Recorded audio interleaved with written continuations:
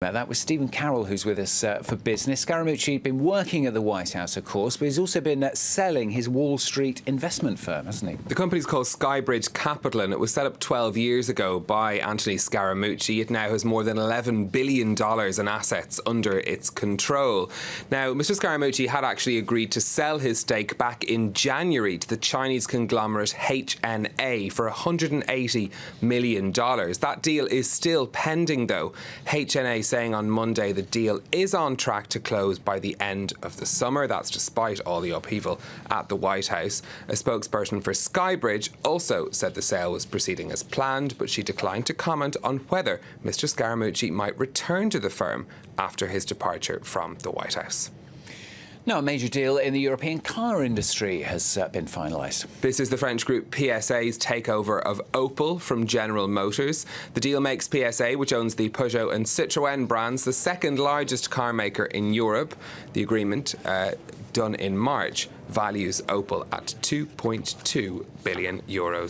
Reaction to that on the markets at all?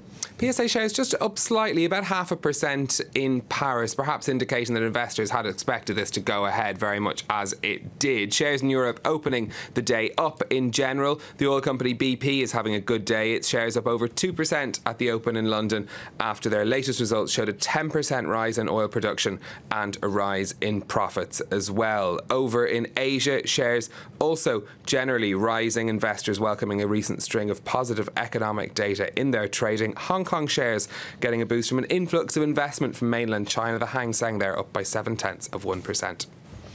Now, France's finance minister is travelling to Italy today. This is in an effort to repair ties over the sale of a shipyard. The French government took the surprise step of nationalising the STX shipyards on France's Atlantic coast last week. This after a deal to sell a stake in the site to Italy's Fincantieri fell apart. French Finance Minister Bruno Le Maire is travelling to Rome today to meet his Italian counterparts. He'll be hoping to convince them to take a stake in STX. Lauren Berstecker has the story. Paving the way for tough negotiations, Bruno Le Maire said Fincantieri was still in pole position to acquire the emblematic Saint-Nazaire shipyard. The finance minister told Italian newspaper Corriere della Sera that France wants a private shareholder, and Fincantieri is today the best industrial group to join this great Franco-Italian and European project.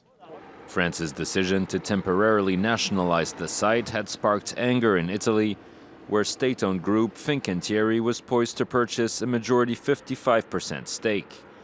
But France said the agreement, which was signed under the previous government, didn't defend the country's strategic interests.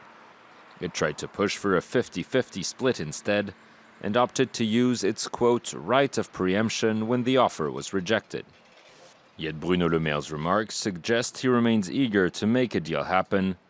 Italy's defense minister also urged both parties to reach an agreement and warned the dispute could threaten military cooperation between the two countries. If we can't finalize the deal concluded between STX and Fincantieri, we risk losing one of the future pillars of European defense. The Saint-Nazaire shipyard is the only one in France capable of making aircraft carriers. Bruno Le Maire said fully nationalizing the site would cost the French government over €80 million.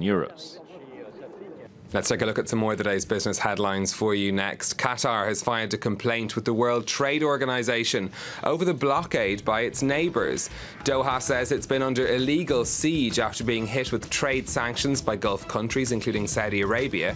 It's now lodged a complaint with the WTO, claiming the trade body's conventions have been violated by Saudi Arabia, Bahrain and the United Arab Emirates. The US television studio HBO has been hit by a cyber attack. Hackers claim to have stolen material, including plot details from an upcoming episode of Game of Thrones.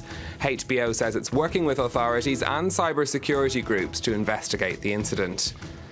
And net profits at Sony have almost quadrupled in the 3 months to the end of June. The Japanese firm's sales of chips for smartphones jumped by more than 40% as production returned to normal after last year's earthquakes in southern Japan. Earnings from Sony's PlayStation business also increased. Lots of sniffing in the studio today. That's because London City Airport had a very special amnesty for travellers on Monday. What's this about? It was all to do with this Marmite, this much loved or hated spread, which people eat in England for reasons I can't really understand. But this was to do with London City Airport found that Marmite was the #1 branded food item confiscated at airport security. So the airport offered passengers the chance to swap any jars that were over the 100 millilitre limit for one that would be 70 grams instead. The amnesty was only for yesterday, could be repeated though if it's proved successful. So Marmite is the top branded food item. It's in the top 10 overall. The #1 item that people try to bring through airport security are snow globes. Snow globes, give them a shake. It's great. I'm glad we did this story because the person who works with you, Georgina, has been offering round bits of Marmite toast. Exactly, this is from her desk, so thanks, Georgina. Yeah, thanks, Georgina. It was very nice. Makes a change. I'm not used to Marmite, but made a change. All right, thanks, Stephen. Stephen with business.